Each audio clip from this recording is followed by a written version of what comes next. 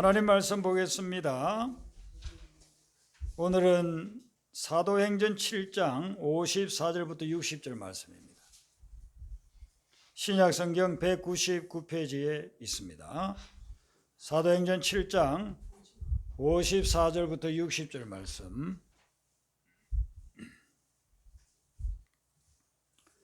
사도행전 7장 54절부터 60절을 교독하도록 하겠습니다. 54절 먼저 읽어드리죠. 그들이 말을 듣고 마음에 찔려 그를 향하여 이를 갈거늘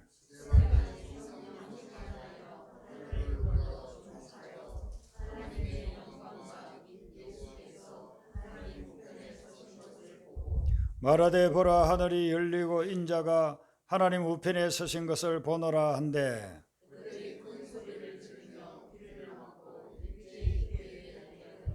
성 밖으로 내치고 돌로 칠세 정인들이 옷을 벗어 사울이라 하는 청년의 발 앞에 두니라.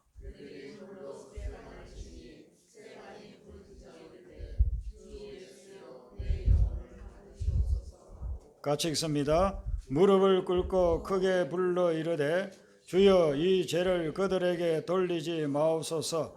이 말을 하고 자니라. 아멘. 사도행전 7장 전체는 스데반 집사님이 마지막으로 전해준 설교 말씀이에요. 그래서 여러분들이 1절부터 쭉 오늘 읽지 못한 53절까지를 읽어보시면 이스라엘의 역사를 아주 일목요연하게 잘 정리를 해주고 있습니다. 아브라함으로부터 시작해서 그의 아들 이삭, 또 야곱, 요셉, 그 요셉 때 애굽으로 가서 애굽에서 종살이 하다가 거기에서 해방되어져서 출애굽하고 광야 생활을 지내고, 광야를 지내고 난 후에 가나안 땅, 약속의 땅에 들어가서 그곳에서 그 땅을 정복해 나가고, 그리고 다윗이 왕이 되고 솔로몬 왕, 여기까지를 정리를 하고 있어요. 이게 기간적으로 보면은 거의 2, 3천 년 되는 기간이잖아요. 그걸 쫙 정리를 해주고 있습니다. 그렇게 이제 정리를 해주는 그런 과정 속에서 쭉 하나님의 어떤 메시지들을 증거를 해주는데, 그 마지막 결론 부분을 보면 51절부터 53절에 이스라엘 백성들을 책망하는 말씀이 나와요. 이스라엘 백성들이 성령을 거스렸다 그랬습니다. 그것도 항상. 이스라엘 백성들은 하나님께 선택받은 선민이고 하나님을 믿는 하나님의 백성들인데 그들이 항상 성령을 거스렸다 하는 거예요. 성령을 거스르면 우리의 본성이 나옵니다. 우리 인간의 본성은 뭐냐 하면 죄성입니다. 죄 짓는 쪽으로. 그래서 성령을 거스르면 죄를 저지르게 되고 악을 행하게 되어져 있습니다. 이스라엘 백성들의 역사를 쭉 정리하고 난 후에 스데반 집사가 이야기하는 것이 너희들이 항상 성령을 거스렸다. 그래서 그 성령을 거스린 얘들을 이야기하기를 선지자가 와서 하나님의 말씀을 대언해 주면 그 말씀을 듣고 순종하는 것이 아니라 그 선지자들을 박해하고 죽였다라고 합니다. 이스라엘 역사를 쭉 보면은 선지자들이 많이 나타나잖아요. 그 모든 사람들이 다 죽음 당한 것은 아니지만 그러나 박해했습니다. 엘리야 선지자도 보세요. 엘리야가 사역할 때에 그 왕들이 얼마나 그를 갖다가 박해합니까? 잡아 죽인다고 그러지 않습니까? 그렇게 이세벨 왕비는 그를 죽이겠다고, 내일 이맘쯤이면 내가 너를 죽이겠다고 그렇게 하지 않습니까? 또 이사야는 실제로 말씀 전하다가 붙잡혀서 죽임을 당합니다. 예레미야 선지자는 애굽에까지 끌려가가지고 거기에서 죽임을 당합니다. 핍박을 받거나 죽임을 당했습니다. 누가 그랬습니까? 하나님의 백성이라고 하는 이스라엘 백성들이 하나님이 보낸 선지자를 핍박하고 죽였다 하는 것이죠. 그리고 이제 마지막 한 가지 더 말씀하는 것은 뭐냐면 하나님의 아들인 의인 예수 그리스도를 너희들이 박해하고 죽였다라고 52절에 보면 이렇게 나오고 있습니다. 예수님이 이 땅에 왔으면, 우리가 예수님인 걸 알았으면, 하나님의 아들이라는 걸 알았으면 얼마나 그분 말씀에 경청하면서 그분께 영광을 돌리고 그렇게 해야 했겠습니까? 그런데 이들은 예수님을 하나님이 보내주었음에도 불구하고 그 아들 예수님을 모르고 그리고서는 박해하고 십자가에 못 박혀 죽이기까지 했다는 것입니다. 성령을 거스르면 영이 분별이 안 되니까 하나님이 원하시는 것이 뭔지를 모르고 하나님을 거역하면서 그렇게 지낸다는 것이죠. 이것을 지적하니까 그 설교를 듣고 있던 유대교 지도자들이 마음에 찔렸다고 했습니다. 쭉 역사를 짚어보면서 스데반이 마지막 결론적으로 너희들이 항상 성령을 거스르고 하나님이 보낸 선지자를 괴롭히고 죽이고 아들 예수 그리스도마저 죽이는 그런 결과를 가져왔다라고서 지적하니까 마음에 찔렸습니다. 하나님의 말씀을 들을 때에 그들이 마음에 찔렸습니다. 마음에 찔린 걸 뭐 요즘 우리가 쓰는 말로 이야기하면은 양심의 가책을 느꼈다 이렇게 볼 수 있겠어요. 원어에는 표현이 조금 다르게 나와 있습니다만은 여기에서 마음에 찔렸다라고 하는 것은 양심의 가책을 느꼈다 이렇게 볼 수 있습니다. 우리가 하나님의 말씀을 들을 때에 마음이 찔릴 때가 있어요. 여러분들이 말씀을 묵상하거나 또 말씀을 들을 때에 그 말씀이 여러분의 마음을 찌르는 경우가 있습니다. 히브리서 4장 12절에 보면은 하나님의 말씀을 그렇게 설명을 하고 있어요. 하나님의 말씀은 어떤 거냐면은 살아있고 활력이 있다고 했어요. 좌우에 날이 쓴 아주 날카로운 금보다도 더 날카롭다. 그래서 혼과 영과 관절과 골수를 찔러 쪼개기까지 한다 그랬습니다. 하나님의 말씀이 칼이 마치 과일이나 채소를 자르듯이 우리의 영과 혼을 찔러 쪼개는 그런 역할을 한다는 것입니다. 그래서 우리가 하나님의 말씀을 어떤 때는 들을 때 그게 막 내 영혼을 찌르기 때문에 견디지 못하는, 견딜 수 없어 하는 그런 경우에 빠질 때도 있습니다. 제가 하나님의 말씀을 우리 교회에서 전하지만 간혹 다른 교회에 가서 말씀을 전할 때가 있습니다. 그 교회 성도님들은 어떻게 생활하시는지 저는 전혀 몰라요. 그런데 말씀을 전하고 내려오면은 그분들이 그런 인사를 해요. 목사님, 오늘 말씀이 저 들으라고 하신 말씀 같군요. 그래요. 그러면 제가 그럼 들으라고 말씀 전하지 듣지 말라고 제가 전하겠습니까? 그렇게 이야기하죠. 그러니까 그분이 전혀 모르는 목회자가 와서 말씀을 전하는데도 너무나도 자기 형편과 사정을 잘 알고 그 잘 아는 사람이 전하는 것처럼 그 말씀이 그렇게 그분을 찌르주는 거예요. 예. 오늘 이 말씀에 보면 유대교 지도자들이 스데반의 그 설교를 듣고 그렇게 느낀 겁니다. 스데반이 자기들은 알고 그런 건 모르는 사람인데 자기들의 그냥 핵심을 그렇게 찔러준다 이거죠. 그것을 듣고서 이제 반응을 보입니다. 우리가 이 하나님의 말씀을 듣고 마음이 찔리면 대개 두 가지 반응을 보여요. 첫 번째는 마음에 찔리니까 양심의 가책을 느끼니까 하나님 앞에서 회개합니다. 회개하면서 하나님 제가 이런 부분이 잘못됐습니다. 저런 부분이 잘못됐습니다. 용서하여 주시옵소서라고 회개하게 됩니다. 다윗을 보세요. 다윗이 남 모르게 죄를 지었다고 생각했습니다. 그리고 완벽하게 그 죄로 인해서 나타날 여러 가지 현상들도 자기가 다 감추었다고 생각했어요. 그랬는데 나단이 와서 지적을 하는 거예요. 다윗 왕이요, 당신이 이런 죄를 지었습니다. 그렇게 지적했을 때 아니 나단이 모르게 내가 죄를 지었는데 어떻게 이렇게 지적할까? 그러면은 우리 같으면 발뺌할 수도 있어요. 내가 그런 죄 안 지었다고 당신이 어떻게 그걸 아느냐고. 그런데 나단 하나님의 음성을 듣고 와서 지금 지적하는 거니까 발뺌도 할 수가 없어요. 나단이 지적하는 그 소리를 듣고서 다윗은 마음에 찔렸습니다. 그 마음에 찔리는 순간 그는 통에 잡아가면서 회개했습니다. 눈물을 흘리면서 하나님 앞에 하나님 제가 이런 죄를 지었습니다. 용서해 주소서라고서 회개 기도를 한 것입니다. 히스기야도 마찬가지입니다. 히스기야가 병이 들었을 때에 이사야 선지자가 방문을 했습니다. 그러면 우리 같으면 목회자가 방문해서 치유를 위해서 기도하고 또 앞으로 치유되도록 우리가 계속해서 기도합시다. 또 위로하면서 그렇게 가지 않겠어요? 그런데 이사야 선지자가 와가지고 하는 말이 뭐냐면은 왕이여 왕은 지금 병에 걸렸는데 일어나지 못할 것입니다. 죽을 것입니다. 이렇게 이야기하는 거예요. 만약에 히스기야가 믿음이 없었다고 한다면요 그런 사람 아마 칼로 쳐서 죽였을 것입니다. 그런데 히스기야는 그 음성을 듣는 순간 마음이 찔리면서 하나님 앞에서 회개합니다. 눈물을 흘리면서 하나님 앞에서 회개합니다. 하나님 저를 용서해 주세요. 저를 살려주세요. 하나님 앞에 회개했어요. 이사야는 그 말씀을 전하고 이제 가고 있는데 하나님의 영이 다시 임했습니다. 다시 히스기야에게 가서 이런 말을 전해주라 했는데 그 말씀이 뭐냐면은 내가 너의 기도를 들었고 내가 너의 눈물을 보았다. 네가 회개하는 것을 내가 보았다.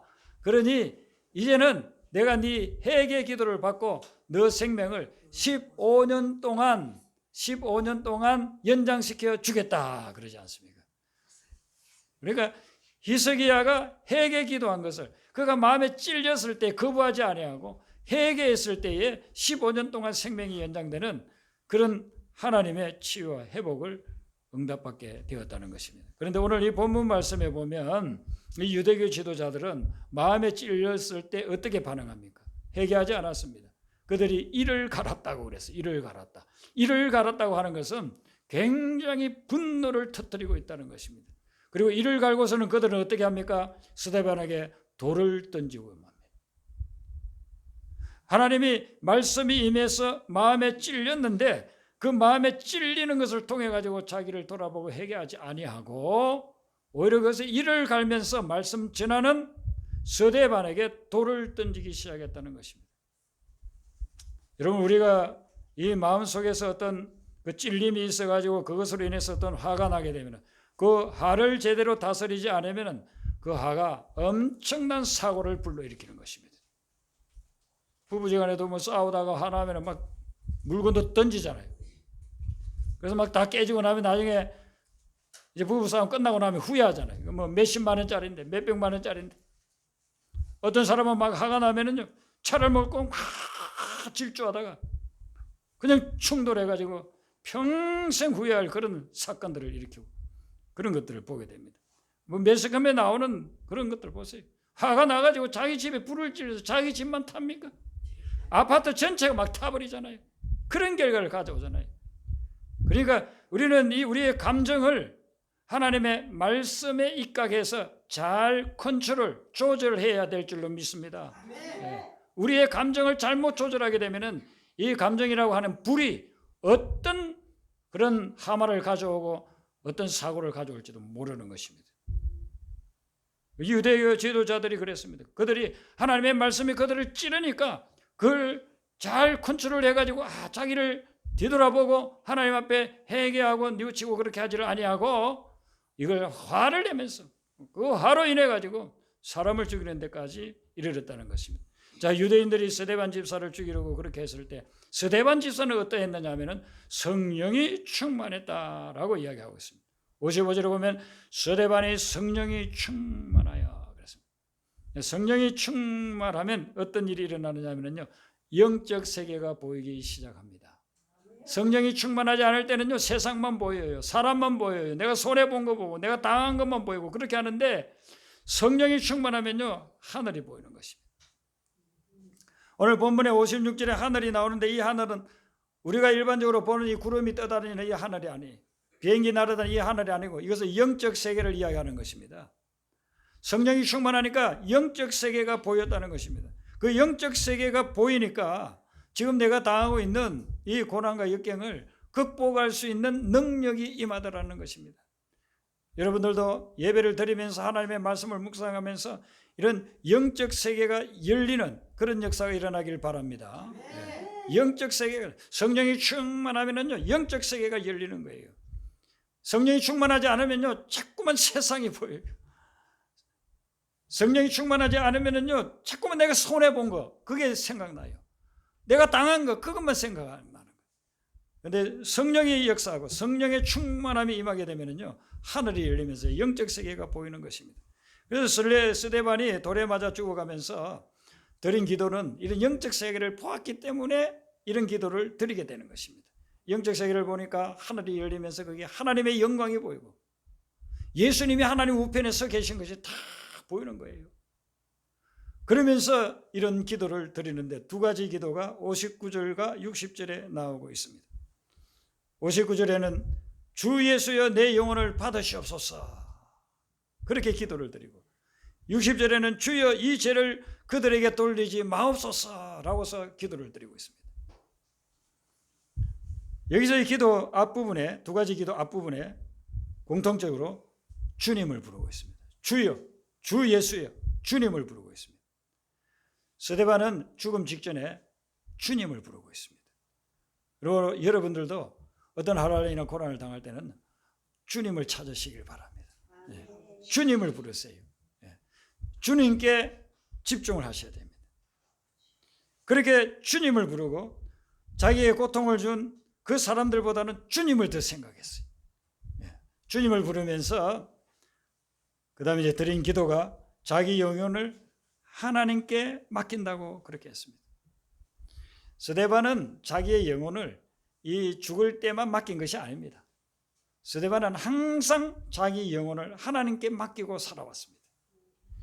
여러분, 우리도 우리의 삶 속에서 무엇을 하든지 우리 영혼을 항상 하나님께 의탁하면서 살아가야 될 줄로 믿습니다. 여러분들의 영혼을 다른 데 빼앗기지 마세요. 영혼을 세상에 맡기면서 살아가는 경우가 참 많아요. 또 어떤 사람은 자기 영혼을 사람들 눈치에 맡기고 살아가는 사람들이 많아요. 저 사람이 어떻게 생각하나, 저 사람이 어떻게 대하나, 거기에 그냥 마음을 다 빼앗기고 살아가요. 그러니까 늘 스트레스 받습니다. 인간이라는 게 불완전하잖아요. 그리고 그 사람이 어떻게 나를 대하나, 거기에 그냥 모든 마음이 들어가 있어요. 그리고 영혼을 아예 거기에 맡기고 살아가요. 그러니까 그 사람이 하는 행동에 따라서 그냥 늘 스트레스 받는 겁니다. 인간관계에 스트레스 받는 이유가 그거예요. 불완전한 사람에 대해서 그 사람이 나를 갖다가 잘 대해주기를 기대하고 그리고서 살아가는데, 사람이 불완전한데 어떻게 천사처럼 우리를 대해주겠습니까? 그러니까 사람에게 아주 내 마음을 빼앗기고 살아가, 세상의 마음을 빼앗기고 살아갈 때는 하늘의 평강이 임하지를 않는다는 거예요.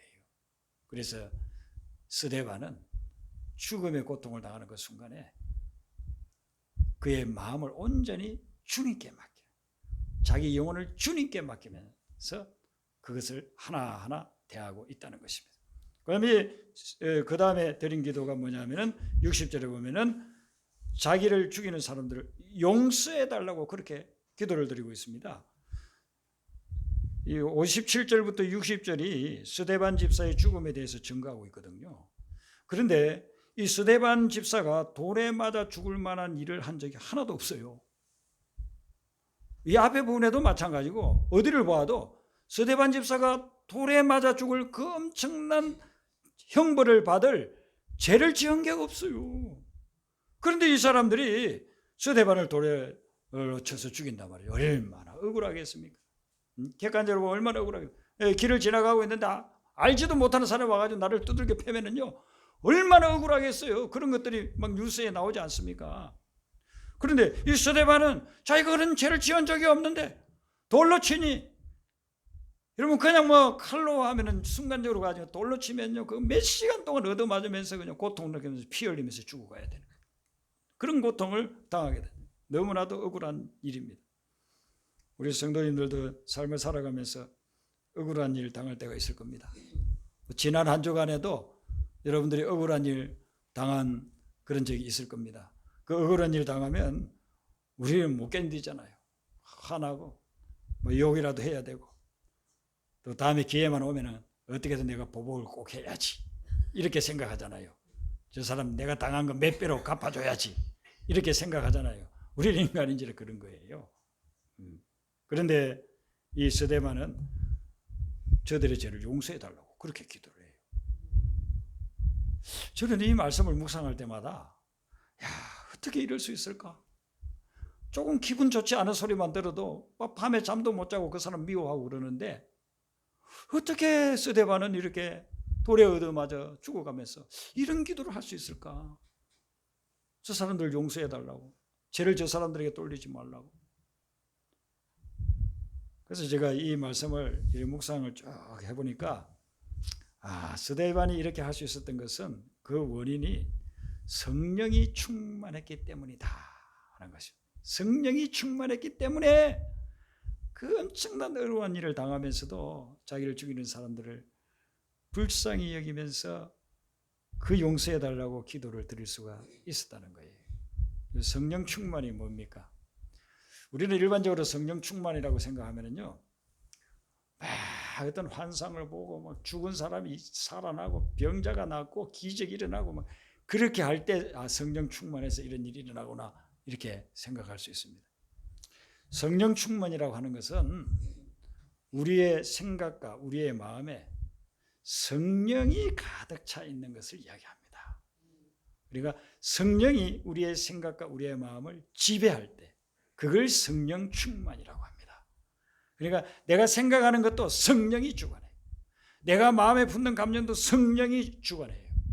내 삶에 살아가는 삶의 한순간순간이 성령이 주관해요. 그게 성령 충만이에요. 성령 충만. 성령 충만해서 기적이 일어날 수 있습니다. 성령 충만해서 기도하면 막 병자가 나을 수도 있습니다. 성령 충만해가지고 기도할 때에 그냥 홍해가 갈라지는 그런 역사도 일어날 수 있습니다.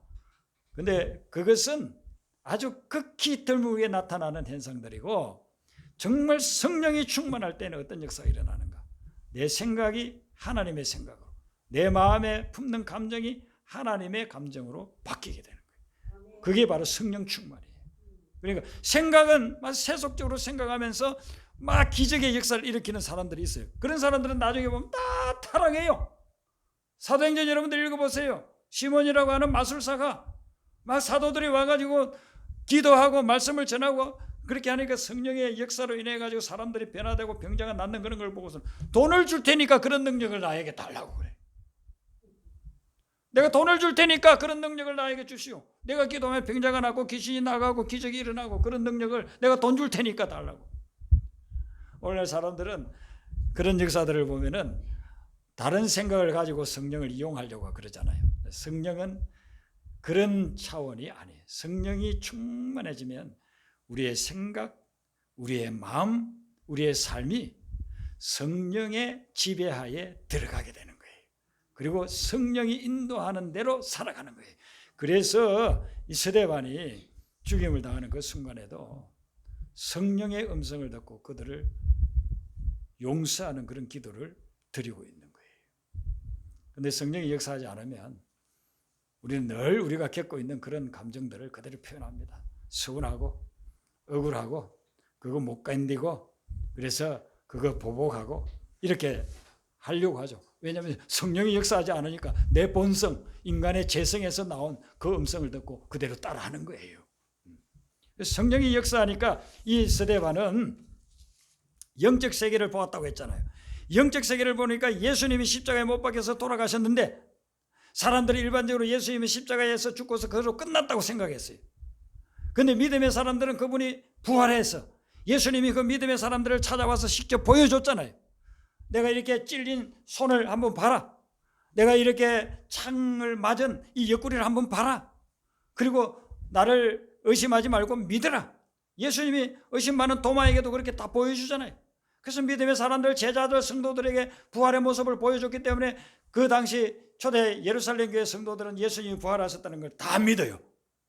그리고 예수님이 며칠 동안 계시다가 이제 성천하시잖아요.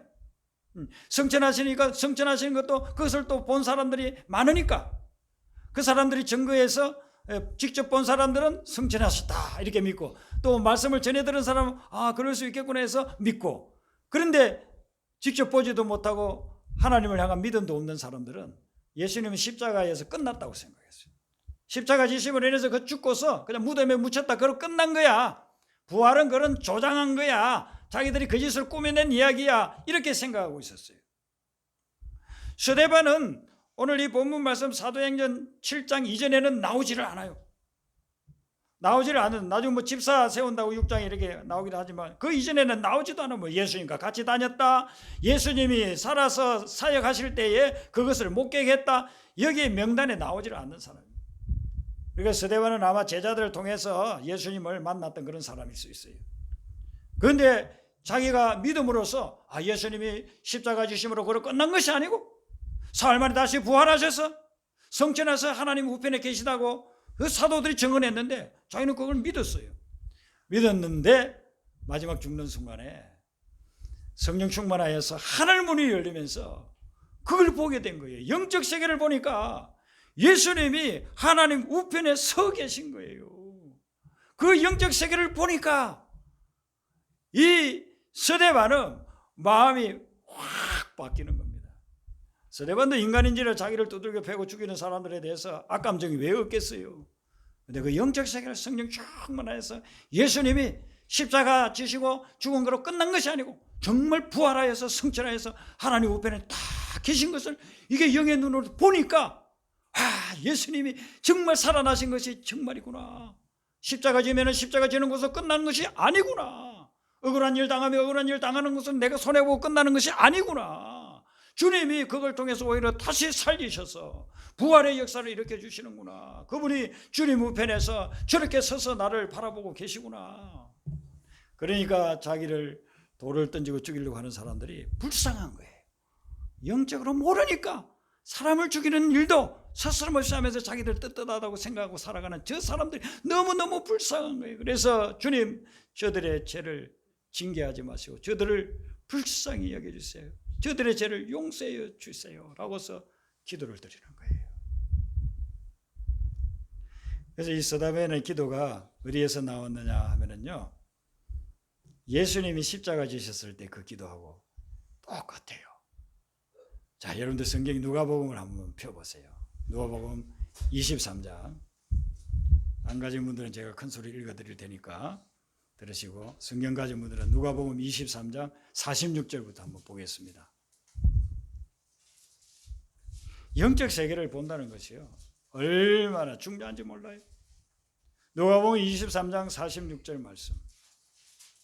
자, 찾으셨으면 같이 읽겠습니다. 시작. 예수께서 큰 소리로 불러 이르시되 아버지, 내 영혼을 아버지 손에 부탁하나이다 하고 이 말씀을 하신 후 숨지시니라. 아멘. 자, 이 말씀 예수님이 마지막으로 드린 기도예요. 마지막으로 십자가에서 드린 기도가 뭐냐면 아버지, 내 영혼을 아버지 손에 부탁하나이다 라고서 기도드리죠. 그게 오늘 이 본문 말씀에 59절에 보세요. 주 예수여, 내 영혼을 받으시옵소서. 똑같은 말씀이잖아요. 자기 영혼을, 자기 인생 모든 것을 하나님 앞에 온전히 맡기는 그 기도를 드립니다. 자, 두 번째는 누가복음 23장 34절입니다. 한 장 앞으로 오셔가지고 23장 34절을 한번 보세요. 누가복음 23장 34절.